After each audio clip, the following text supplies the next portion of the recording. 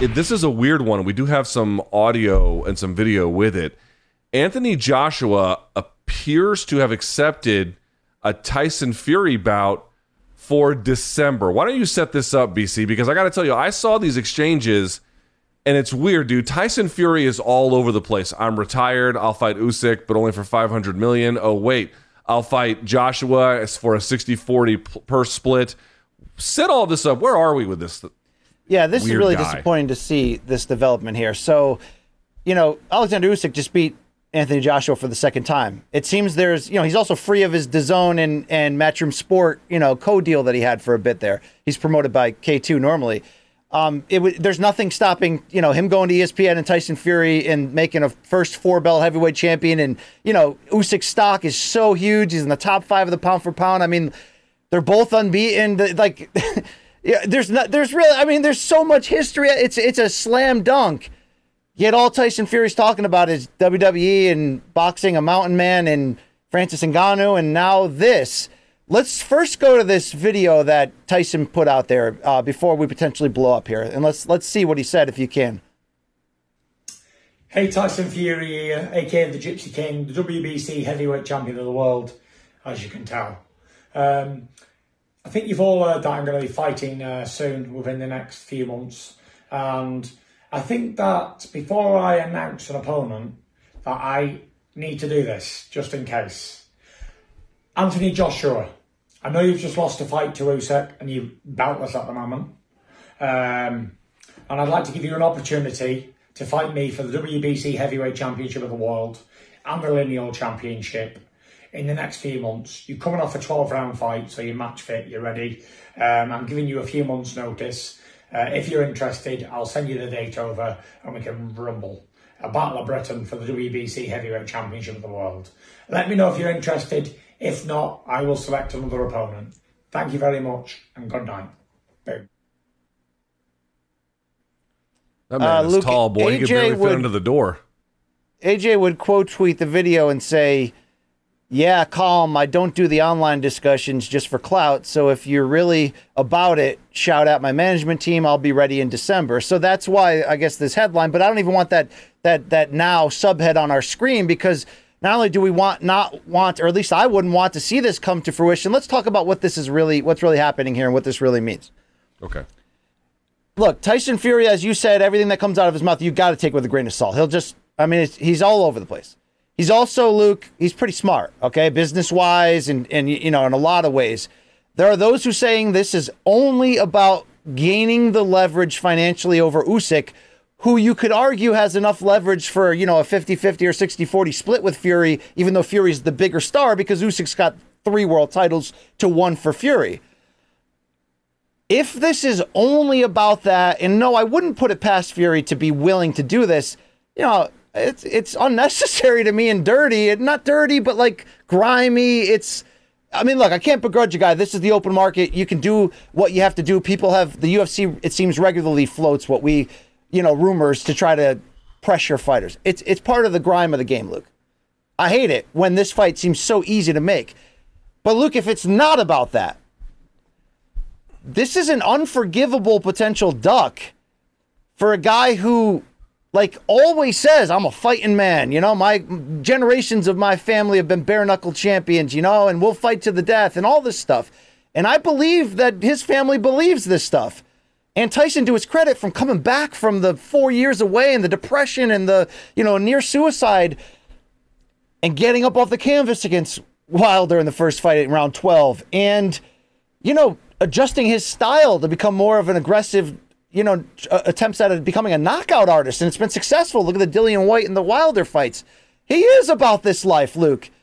Doing anything but going in the direction of Oleksandr Usyk at this moment shows that you're not. You ain't. You're not being who you said you really are. Yeah, and but he retired. Does he have to do anything? So, Luke, if it's about I'm retired and I'm done, I'm not fighting anybody in boxing, and I am going to fight the Mountain Man and Ngannou, we can't tell him no, right? Go make your money. Right. Even if he wants to do those stuff first and then fight Usyk, even if he said that, which he didn't, it would be disappointing. He would be grounds for criticism, But at the end of the day, he's not fighting somebody else in boxing. Like, in theory, he could come back when he's ready and you could do the fight. I think it's stupid historically he's at a point, Luke, with an unbeaten record, although he hasn't faced as many big names in this era as you would want.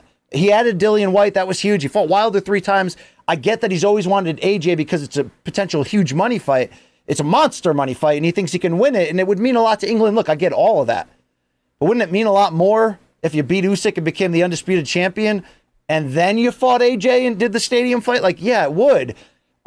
This is against what Fury seems to stand for, and I do think it's unforgivable, Luke. So if it's about retirement and I don't want to do it, again, he still would be grounds for criticism. You're walking away when the biggest challenge available to you is there. We don't get good stuff in boxing. We had a chance at a one face, one division, one champion for, like, do it, dude. But if this is really about, I don't think I want to fight Usyk because maybe it's a difficult matchup that I just don't care about. Screw your belts. I'll go fight AJ, get my money, and then go do what I want. Dude, YOLO, right? But that doesn't equal the words of who you talk about. Look, he has one of those resumes because he didn't get a chance to fight everybody, because he took large gaps off, that you can actually jack it up and really make the argument that he's like a top 5 or 10 heavyweight all time. Only because, look, we haven't seen him solved in the ring, right? And he's had huge moments. Wouldn't you want to support that argument? Like an Andre Ward or Habib, who similarly retired early, didn't get to face everybody. But, dude, we never saw him groggy. We never saw Kurt Cobain try an acoustic album. You know what I'm saying? Outside of Unplugged, and it was amazing. But you get my point. It's like, I'm sure we did see that, actually, but okay. You get my point. Like, what? Like, if you're about that life, then fight Usyk and show us. And by the way, Luke and I would both favor you to win that, as I think most people would. What the hell's going on here, Luke? This is not acceptable. We're so close.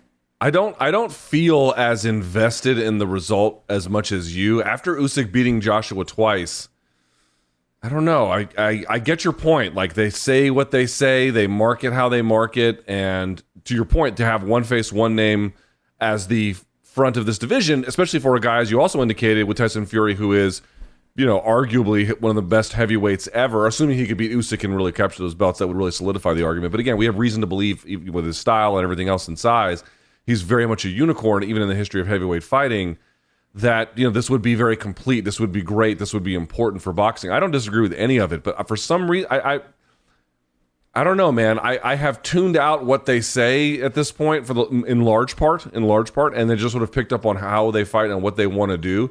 He seems to be struggling with what he actually wants to do, which is why he's kind of all over the place. And I don't know if that's part negotiating, because he thought this was going to be secure and it's not, and now he's trying this, or his mind changed. I don't really know what the answer is, but I don't feel as let down or as betrayed as you, by virtue of the fact that, like, the guy just kind of seems all over the place, and if he doesn't really know what he wants, it's hard for me to, like, hold him to account as this being a major contradiction. You only get one chance to do a 4-belt heavyweight championship with 2 unbeaten. You're right. You are right on the... BC, you are right on the merits, but I guess I'm just trying to figure out... The 2 fighters are historically relevant. This isn't Sultan Ibragimov, right? Like, these are 2, like...